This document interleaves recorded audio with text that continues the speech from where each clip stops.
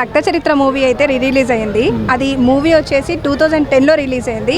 After 16 years మళ్ళీ ఈ movie release అయింది. అప్పట్లో ఒక సంచలనం సృష్టించిందని మీ అందరికీ తెలుసు. సో ఇప్పుడు ఆ మూవీ ప్రేక్షకులను మళ్ళీ అలరిస్తుంది అంటారా? అంటే అలరిస్తుందా లేదా పక్కన పెడితే ఓ రకమైన నేపథ్యం ఉన్నటువంటి సినిమా కాబట్టి ఇప్పుడు కూడా చూసే అవకాశం ఉంటుంది. ఎక్కువ రోజులు చూడలేరు కానీ తక్కువ రోజులు చూస్తారు. కాకపోతే అంటే ఇలాంటి కాంట్రవర్సీ మూవీస్ తీయడంలో దిట్ట రామ్ గోపాల్ వర్మ. అప్పట్లో ఈ సినిమా సెన్సేషనల్ హిట్ కూడా కొట్టింది. ఏదేమైనా ఒక రెండు వర్గాల మధ్య జరుగుతున్నటువంటి గొడవని చిత్రీకరించి ఓ మంచి హిట్టే కొట్టాడు. తర్వాత కాలంలో ఆయన కథలను ఎంచుకోవడంలో సతికిలబడి ఆయన తెరమరుగైపోయాడు రామ్ గోపాల్ వర్మ. ఆయన మళ్ళీ సినిమా చేస్తే బాగుంటుందేమో అనిపిస్తుంది. ఎందుకంటే ఆయన సినిమా వస్తే చాలు, వస్తుందంటే చాలు ఎంతో ఆతృతగా ఎదురు చూసాం అప్పట్లో మేము యంగ్స్టర్స్. ఇవాళ కొద్ది పెద్దవాళ్ళు ఇవాళ. అయితే ఆయన ఇప్పటికైనా మంచి విజన్గా సినిమాలు చేయగలడు. కాకపోతే ఆయనకు ఉన్నటువంటి జబ్బు ఏంటంటే ఎవరి మాట వినకపోవడం, ఎవరిని లెక్క చేయకపోవడం, మనుషుల పట్ల గౌరవం లేకపోవడం, ఎలా పడితే అలా సినిమా తీస్తాను నన్నెవడు ఏం చేస్తాడులే అనేటటువంటి అహంకారానికి పోవడం వల్ల ఈవేళ రామ్ గోపాల్ వర్మ అనేటటువంటి వాడు చాలా కింది స్థాయికి దిగిపోయాడు. లేదు అంటే ఆయనకు మనసు పెట్టి సినిమా చేస్తే ఏ రకమైన చరిత్ర సృష్టించే సినిమా అయినా చేయగలుగుతాడు. రామ్ గోపాల్ వర్మ తక్కువ అంచనా వేయాల్సిన పని లేదు. ఈ రిలీజ్ రక్త చరిత్ర ఖచ్చితంగా ఇప్పుడున్నటువంటి యంగ్స్టర్స్ కూడా బాగా తీశాడు రా సినిమా. ఒక రెండు వర్గాల మధ్య గొడవని ఈ రకంగా అద్భుతంగా చిత్రీకరించాడని చెప్పి అందరూ కూడా శభాష్ రామ్ గోపాల్ వర్మ అంటారు. ఆయన బాణీ మార్చుకుని మళ్ళీ సినిమాల్లోకి వస్తే బాగుంటుందేమో అని చెప్పి నేను అనుకుంటున్నాను. Hi sir. హలో సార్, రక్త చరిత్ర మూవీ అయితే రిలీజ్ అయింది. ఇదైతే 2010లో రిలీజ్ అయిన మూవీ ఆఫ్టర్ 16 years మళ్ళీ రిలీజ్ అయింది. సో అప్పటి తరంలో ఇదైతే సెన్సేషనల్ సృష్టించింది ఈ మూవీ. ఇప్పటి తరానికి ఈ మూవీ నచ్చుద్దంటారా? ఎలా ఉంటుంది అంటారు? మీ ఒపీనియన్ ఏంటి? అప్పుడు చరిత్ర ఎలా ఉందో చూపించడానికి 16 ఏళ్ళ తర్వాత చూపిస్తున్నాడు అంటే గొప్పనే.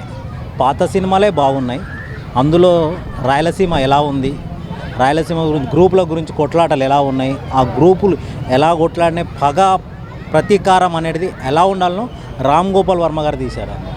పగ అంటే ఎలా ఉంటుంది, ప్రతీకారం ఎలా తీసుకునాలి అంటే ఆయన చూపించాడు. ఇప్పటికైనా దాన్ని ఆదరిస్తారు, అందరూ ఆదరిస్తారు. అలాంటి సినిమా ఇంకా కొన్ని తీస్తాడు రామ్ గోపాల్. ఒక్కోసారి చేస్తుంటాడు ఇలా జనాలకు పిచ్చెక్కిచ్చేటట్లా.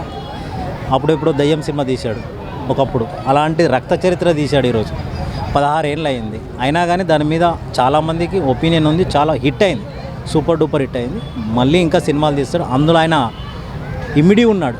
చరిత్ర ఎలా తీయాలి, ఏం కథ అనేది ఒక 2 సంవత్సరాలు దాని వెంబడి తిరిగి పరిటాలు రావి ఎలా ఉంది, ఎక్కడ ఉందని ఆ చరిత్ర తెలిసిన నాయకుడు ఎవరంటే మన రామ్ గోపాల్ వర్మ. ఎలా తీయాలి సినిమాను, ఎట్లా తీయాలా, చరిత్ర అంటే ఎలా ఉంటుంది, రక్తం అంటే ఉడికిపోతుంది చూడు, అలా కత్తితోని నరకాలా నరకొద్దా అనే సీన్లు ఎలా ఉంటాయంటే ఆయన ఇముడుతాడు. అందులో డైరెక్టర్గా ఇమిడి హీరోగాలని ఎలా చూపెట్టాలి, మన క్రూరత్వాన్ని ఎలా చూపెట్టాలి, రాక్షసత్వాన్ని ఎలా చూపించాలి, హీరోయిజం ఎలా చూపించాలి, పగలు ప్రతీకారాలు ఎలా ఉంటాయి అనేది అందులో చూపించిన నాయకుడు. అంటే ఇంతకుముందుకు రామ్ గోపాల్ వర్మ, శివ, రక్త చరిత్ర ఇంకా కొన్ని సినిమాలు ఉన్నాయి కదా, ఒక రేంజ్లో బ్లాక్ బస్టర్ సినిమాస్ అవన్నీ. ఇప్పుడు ఎందుకు అలా తీయలేకపోతుంది అంటారా?